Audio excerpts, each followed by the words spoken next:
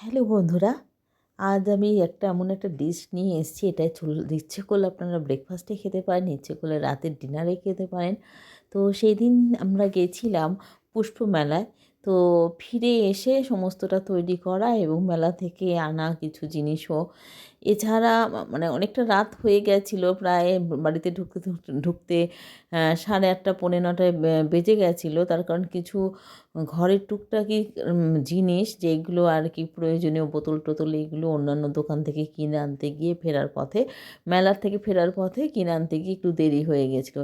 যাই হোক, এসে নতুন আলু, ছোটো আলু নয়, একটু বড় আলু, সেটাকে দুভাগ করে নিয়ে তার মধ্যে সেদ্ধ করে জল ফেলে দিয়ে একটুখানি যেটুকু গায়েতে একটুখানি যে ওদের যে চোকলা হয় সেগুলোকে ছাড়িয়ে নিয়ে আমি নুন, হলুদ আর একটুখানি কিন্তু লঙ্কার গুঁড়ো ছড়িয়ে এটাকে ভেজে নেব লাল লাল করে।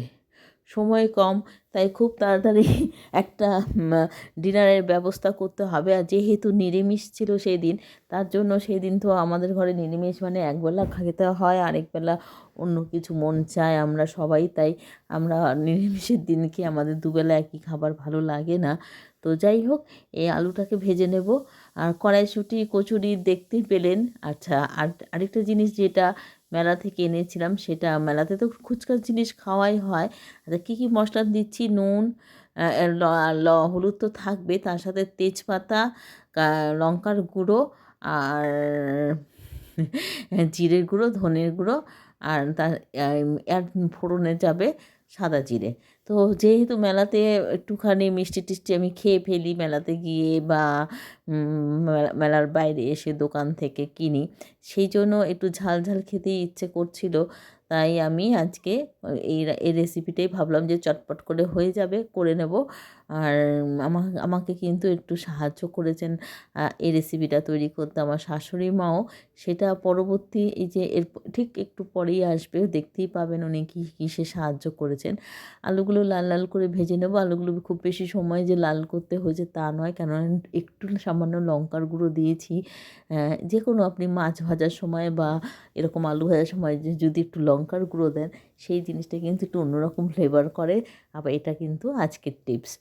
আচ্ছা, তেজপাতা আর সাদা জিরে দিয়ে দেবো ফোড়নে, গোটা সাদা জিরে। একদম কম তেলে রান্না করব, কেন খাওয়া হবে লুচির সাথে।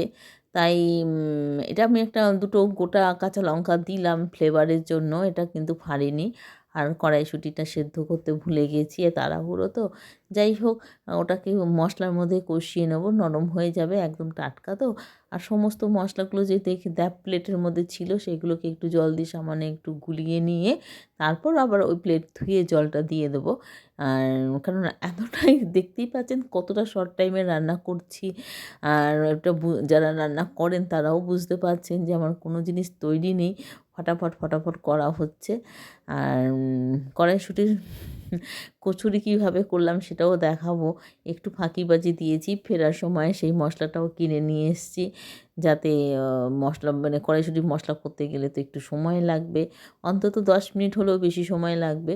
তো যার জন্য ওই সময় একটু একটু করে বাঁচতে বাঁচতেই দেখা গেল যে 0.5 ঘন্টা 40 মিনিট সময় বেঁচে যায়। কেননা তারপরেও ফোনের একটু কাজ করার ছিল, মেলার ছবিগুলোকে, যে ভিডিওগুলো করেছিলাম সেইগুলো আবার যত্ন করে রেখে দেওয়া, স্টোর করা। কেননা একটা ভিডিও ফোন খালি বারবার করে জানান দেয় যে অমুক আর স্টোর করা যাচ্ছে না, এত মিনিট স্টোর করার জায়গা আছে, এরকমভাবে জানান দেয়। তার জন্য কি করি, ওই আগের যে ভিডিওগুলো মোটামুটি করে নিয়ে আবার সেগুলো দেখে দেখে বুঝে বুঝে আবার সেগুলোকে আবার ডিলিট করা, এইসব কাজগুলো করতে গিয়ে তো একটু সময় নষ্ট হয়। কারণ ভিডিওটার ভেতরে ঢুকতে হয় যে এই ভিডিওটা কি আমার পোস্ট করা হয়েছে কি হয়নি, সেইভাবে মশলাটাকে খুব ভালো করে কষতে হবে। এই সময়টা কিন্তু একটু দিতে হবে, না হলে কিন্তু আলুর ভেতরে ঢুকবে না, আর আলুটা যখন ভেঙে খাবেন তখন ভালো লাগবে না। আর আরেকটা টিপস বলে দিচ্ছি, যদি গোল আলু হয় তাহলে কিন্তু যেরকমভাবে লঙ্কা, নুন আর হলুদ যোগে যে ভাজলাম, তখন কিন্তু আলুটাকে একটু কাঁটা চামচ দিয়ে কিন্তু ফুটো ফুটো করে দিতে হবে, তাহলে কি হয়, আর সেটা কিন্তু একটু মেখে রেখে দিতে হবে, যেভাবে আমরা আলু কাবলি মেখে রেখে দিই সেই রকমভাবে একটু মেখে দিলে মশলাটা বসে যায়, তো বেশ কিছুটা আলুর মধ্যে ঢুকে যায়। তার নুনের সাথে নুন তো জল, নুনের সাথে লঙ্কার গুঁড়োটাও ভেতরে ঢোকে, সেই ফ্লেভারটাও কিন্তু খুব ভালো যায়। আজকে আমার ভিডিও দেখতে দেখতে মাঝে মাঝে এরকম টিপসগুলো পেয়ে যাবেন। আজকে দুটো টিপস দিয়ে দিলাম। আরেকটা হচ্ছে যে মেলাতে তো ওই সব খাবার খেলাম, মিষ্টি বাদাম ঠাদাম এসব খেলাম।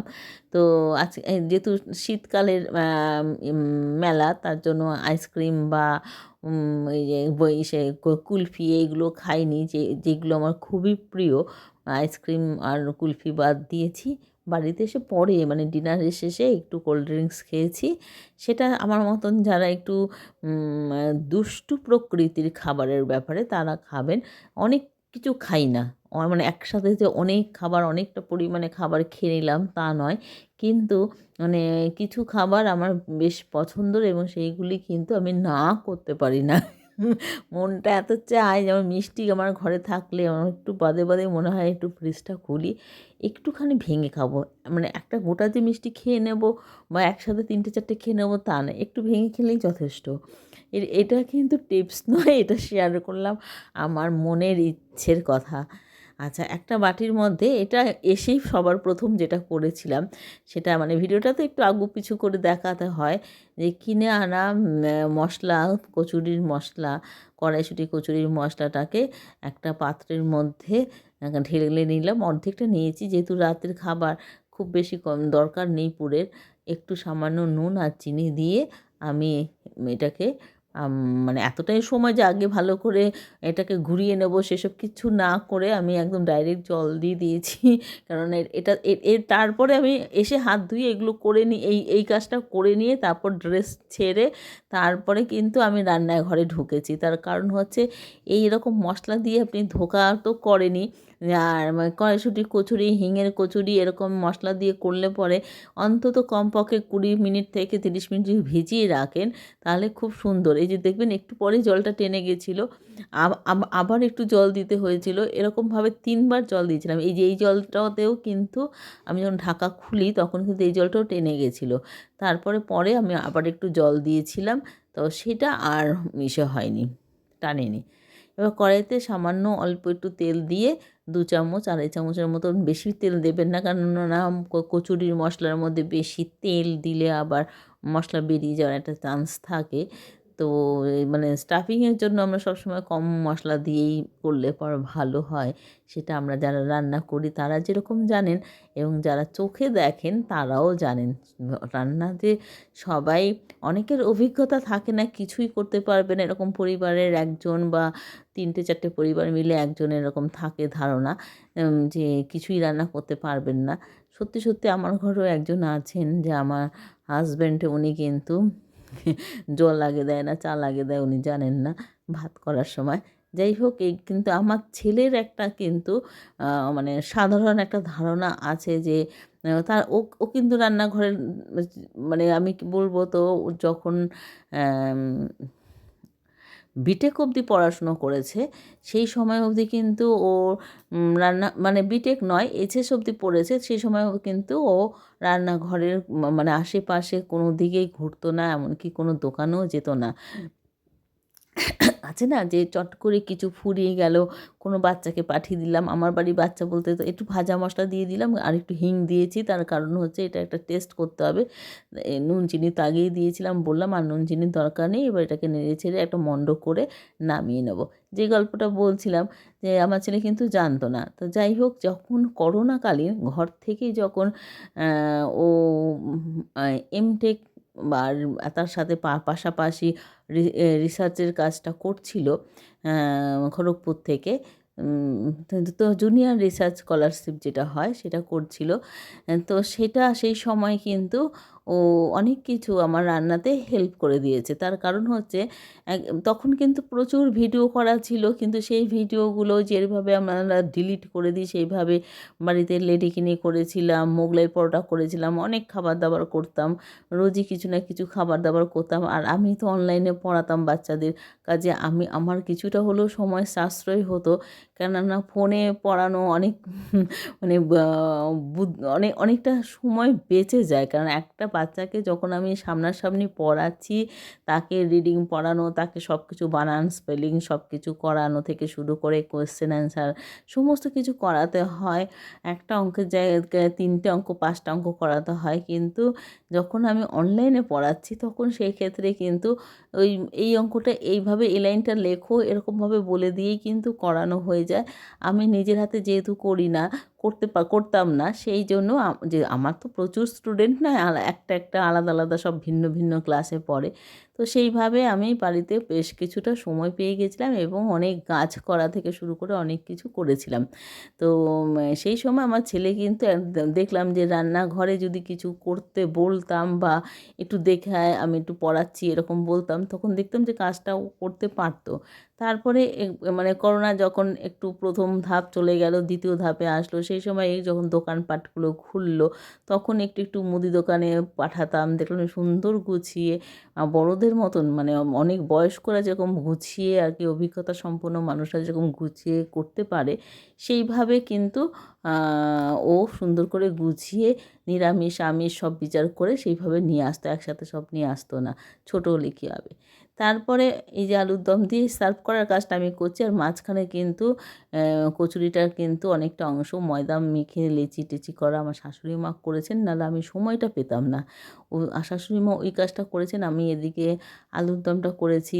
আর পাশাপাশি ওই বললাম ভিডিওসগুলো ঠিকঠাক করা, আরও কিছু কাজ ছিল আমার এই মুহূর্তে মনে নেই, যেগুলো আমি মানে ০.৫ ঘন্টা ৪০ মিনিট ধরে তো শুধু ভিডিও করিনি, সেইগুলো নিশ্চয়ই অন্য কোনো কাজও করেছি। যাই হোক, এই দিয়ে দিচ্ছি, সার্ভ করছি আলুর দম, ২টো কড়াইশুঁটির কচুরি। এই যে আমার প্লেটটা আমি কীভাবে সাজিয়েছি একটু দেখিয়ে দিচ্ছি, কী কী খাবার ছিল। আর পাটিসাপটাও করা হয়েছিল সকালে। মানে প্রচুর কাজ, তার উপর উপরি পাওনা ছিল মেলা। ফুল দেখলে মন ভালো হয়ে যায়, তাই ক্লান্তিগুলো দূর হয়ে গেছিলো, যত শরীর ক্লান্ত ছিল সমস্ত কিন্তু শরীর থেকে চলে গেছিলো। টাটা, বাই বাই, সাবস্ক্রাইব আর যারা করেছেন তারা আমার সঙ্গে রয়েছেন, তাদের জন্য রইল অনেক অনেক ধন্যবাদ। আর অনেকটা শুভকামনা নিয়ে আজকের ভিডিও কিন্তু শেষ করছি। আর আপনাদের পাশে আছি, আপনি আমার পাশে থাকুন আর ভালো থাকবেন। শীতকালীন খাবারটা কীরকম হয়েছে পাশে কমেন্ট লিখতে ভুলবেন না।